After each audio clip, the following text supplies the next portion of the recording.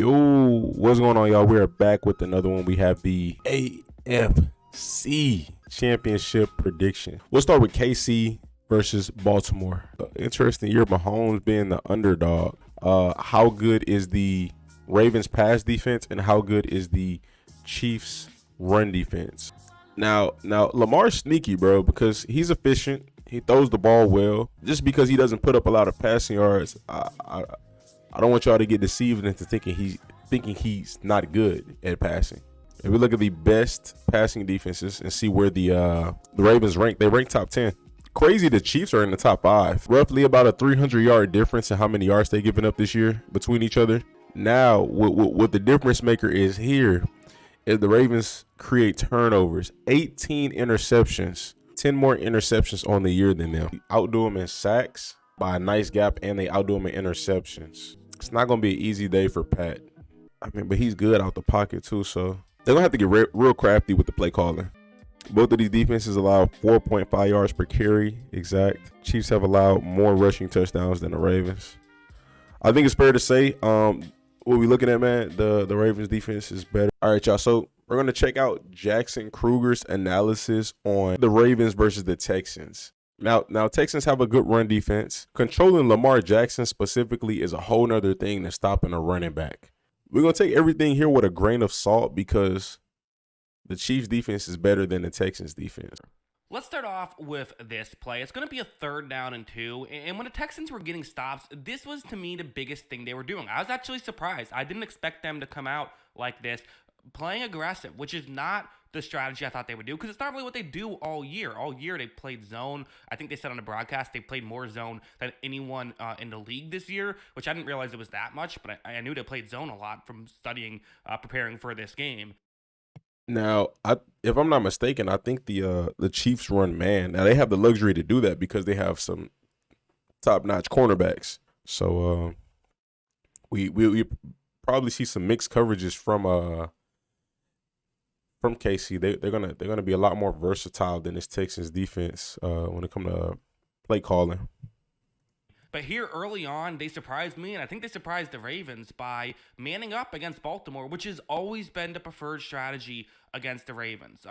Cover 1 blitz has been a great coverage against them. That's what they're doing here.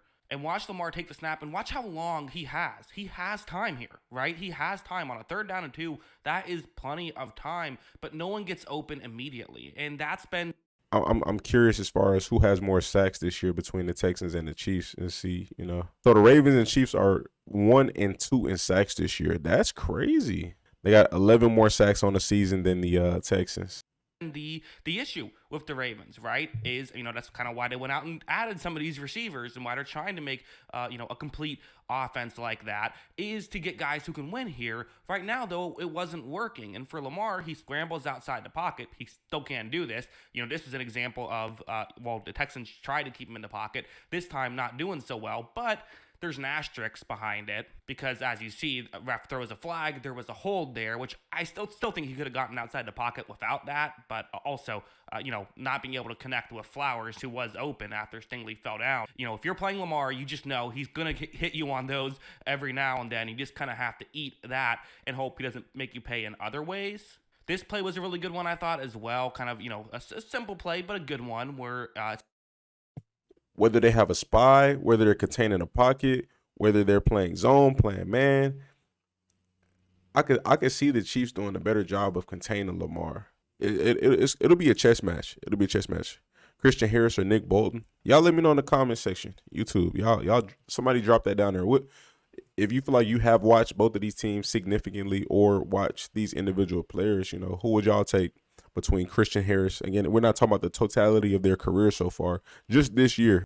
It's actually going to be Derek Stingley covering Nelson Aguilar one-on-one, and you see Aguilar's route kind of going over the middle. And when Lamar takes the snap, you see so much traffic in front that Aguilar is wide open when he gets there. Stingley just has to go through so many guys to try and get in position. You can't blame Stingley right there. So that's good, right? And those types of plays can definitely work against the man.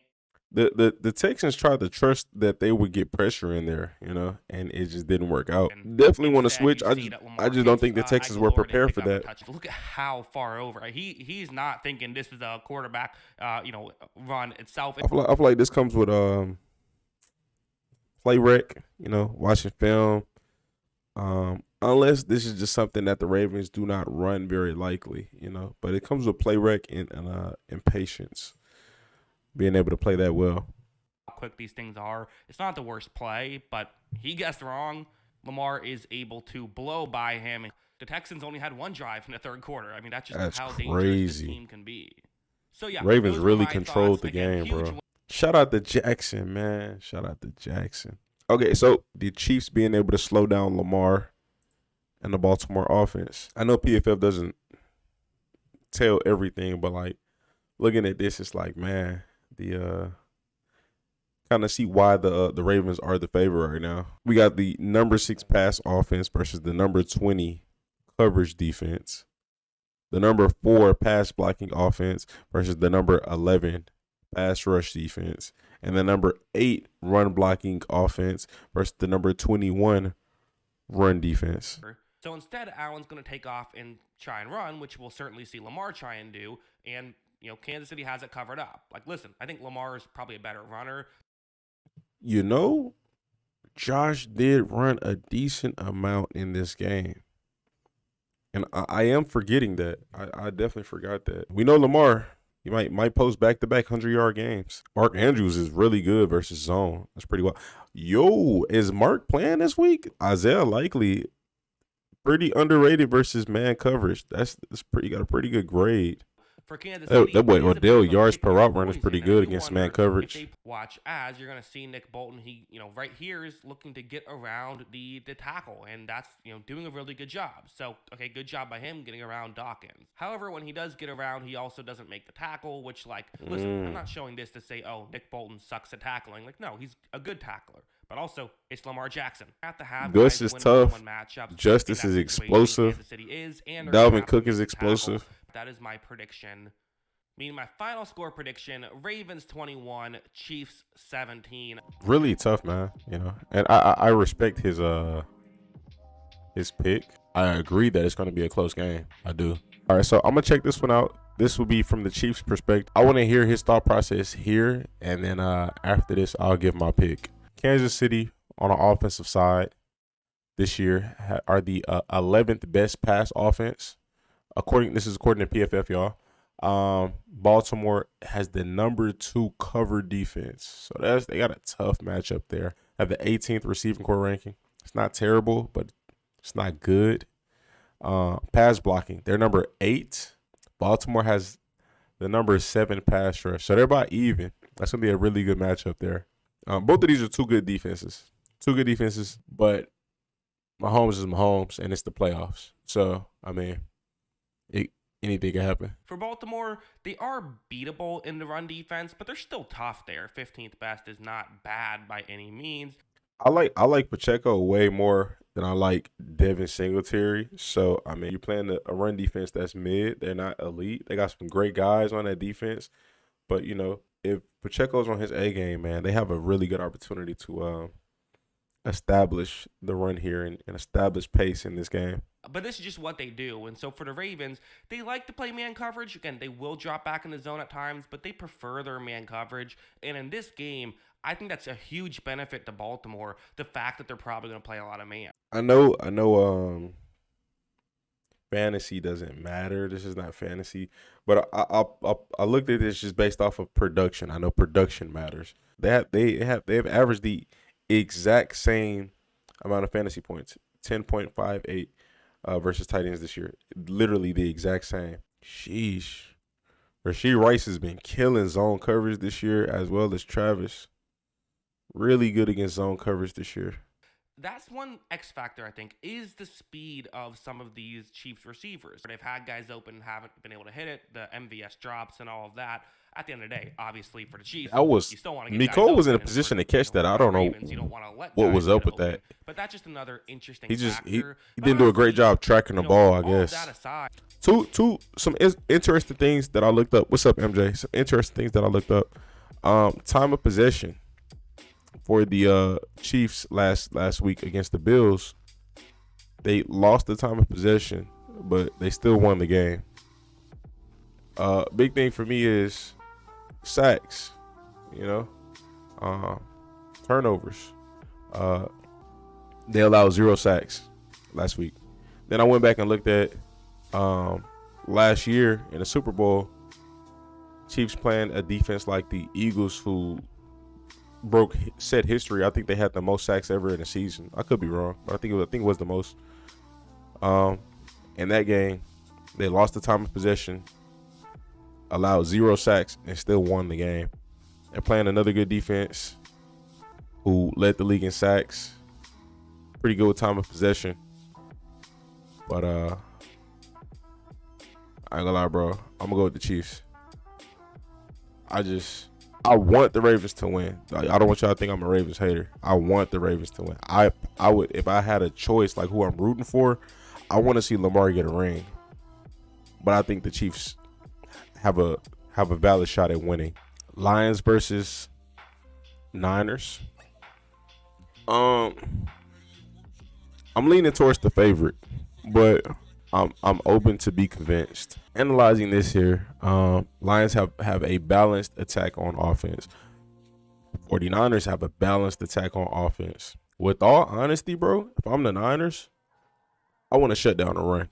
I want to do the best attempt I can at shutting down the run. I want to keep the ball in Goff's hands all day to see if he's going to dice us up and make no mistakes. If we're Detroit defensively, it's kind of the same thing. With all honesty, you want to stop the run. You want to slow down C-Mac, but that's a tough task. The pride of this game will rely on the defenses stopping the run game and forcing the opposing quarterback to throw.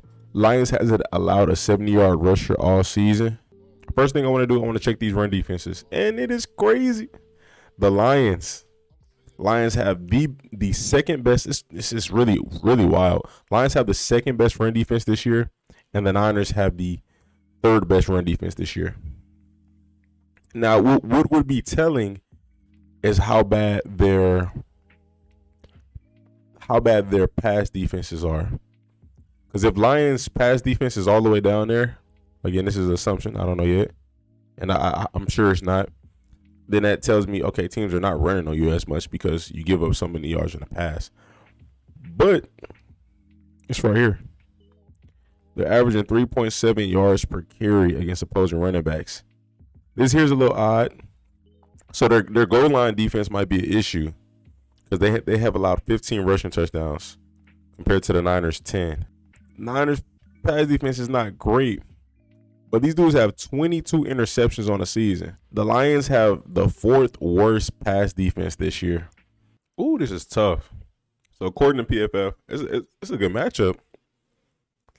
The Lions passing offense is ranked 6th, but San Fran's coverage, their secondary coverage grade is 3rd in the league. According to PFF, their receiver grade is 3rd. Yo, I see Amon-Ra got a 95 overall on Madden. What's your thoughts on that? Y'all think Amon-Ra is like I think he that, you know? And I'm not trying to discredit him. I'm really trying to get enlightened, you know? Like, I'm trying to figure out, you know, he's all pro. Respect. The Lions pass blocking is ranked 7th in the league. San Fran's pass rush is ranked 3rd. The Lions run blocking is ranked 2nd in the league. San Fran's run defense is ranked 10th. So I guess that's where Detroit has the advantage right there. They're gonna have to really establish the run, bro. Like, they're gonna have to be aggressive. They have to be aggressive. With all honesty, I see David Montgomery getting a lot of carries in this game. I see Gibbs playing a part in the screen game, you know, maybe reception wise. But, like, you know, with David being the more aggressive runner, and this is a tough defense, you kind of want to break them down. But, you know, we'll see how it plays out. And watch his get off on this play against Green Bay. Look at how immediately he gets through. You know, a tight end does make a play. But again, I don't care what tight end is in on that play. I don't care if it's George Kittle trying to block. You're not blocking that move. You're just not.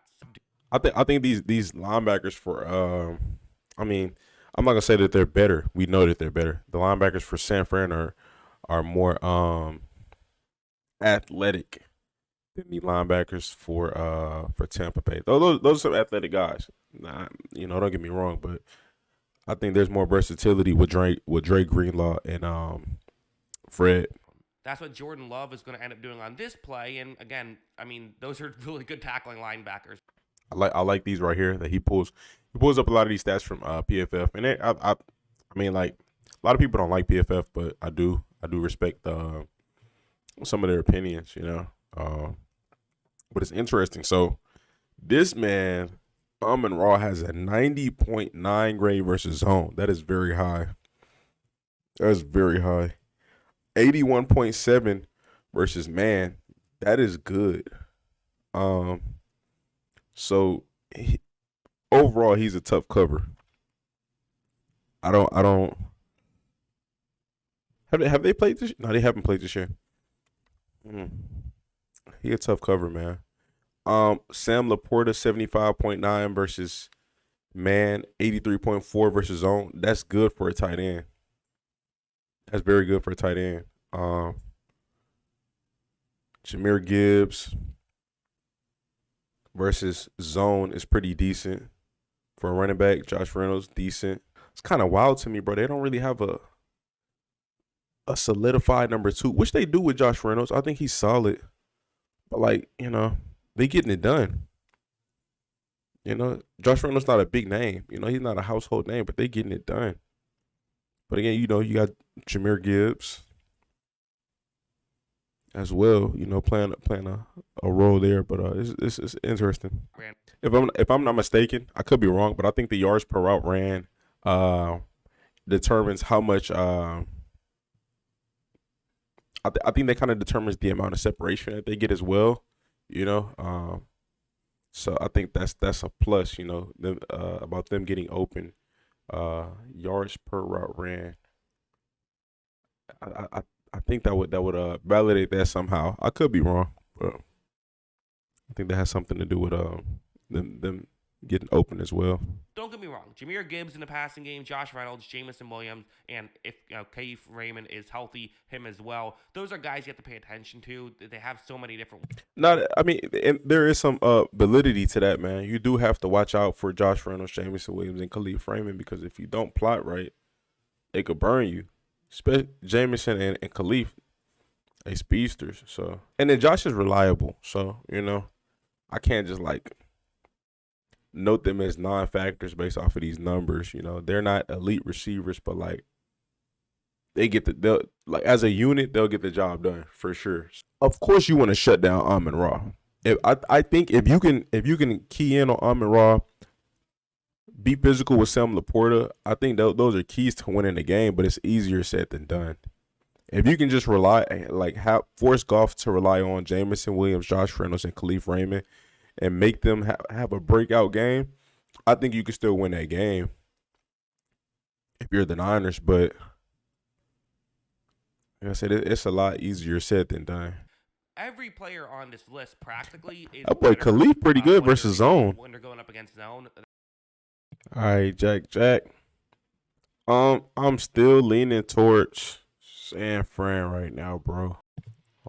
I didn't know San Fran pass blocking was that bad.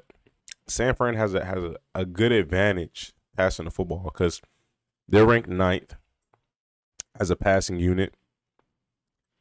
The Detroit Lions coverage unit is ranked 27th. And I think I saw this earlier, but I don't know why seeing it again is just kind of wild to me. San Fran's receiving core is ranked number 1. And this is all according to PFF. That's kind of wild. I didn't know that. My boy IU got that word. How many yards IU finished with this year? The pass rush for Detroit is 19. So Detroit might get some pressures in there. Their run blocking is ranked number 1. Run D ranked number 4. I'll trust number 1 more than I trust number 4. I ain't gonna lie, bro. So they have an opportunity to try to establish the run with C-Mac. Even if they aren't able to, he's still extremely dangerous in the pass game. I respect the Lions' run defense, and I respect what they've done this year. not allowing somebody to even touch 70 yards this year is crazy. But I don't see Mac not a pedestrian. You know what I mean? I think he'll be the one to break that. I think so, personally. I was trying to figure out the best running back that they went up against, and I don't know. Kyron Williams was good, so I was watching film from this game. He's not Christian McCaffrey, but who is, right? Why? Hold on. They played Kyron? 61 yards? That's not bad. 61 yards, average 4.7 yards a carry. Well, that's not bad at all, actually. Watch as you're gonna, Kyron Williams is gonna get the handoff, and immediately that linebacker gets over and For a team that make a play on that one. Okay, that shuts everybody down for 70. Who made the play. That being said, I still think they're going to be able to get the ball down the field, get some of these big splash plays down the field. I am predicting still a relatively good offensive day for San Francisco.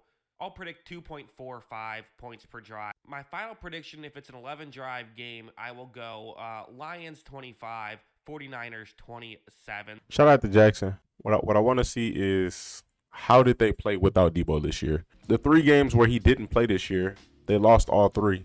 I'm still leaning towards the Niners.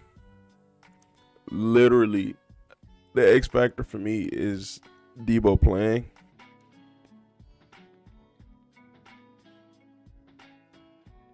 I'm going to pick C-Mac and Brock Purdy to get the job done. With all honesty, bro, I think if Debo doesn't play, I'm giving it to the Lions. If Debo comes in this game and leaves injured, I'm giving it to the Lions. I'm leaning towards the Lions. Off the strength that, again, like I said, he left the game with this same injury that's been bothering him this year. That means it's not 100%. For him to come back the very next week would be rushing it. Picking 2 underdogs is just tough to me, I think that's what it is. It's just tough for me to pick two underdogs. I would think at this stage in the season, if you can practice, you play. Yeah, but I mean, it's not like we know what pain they going through.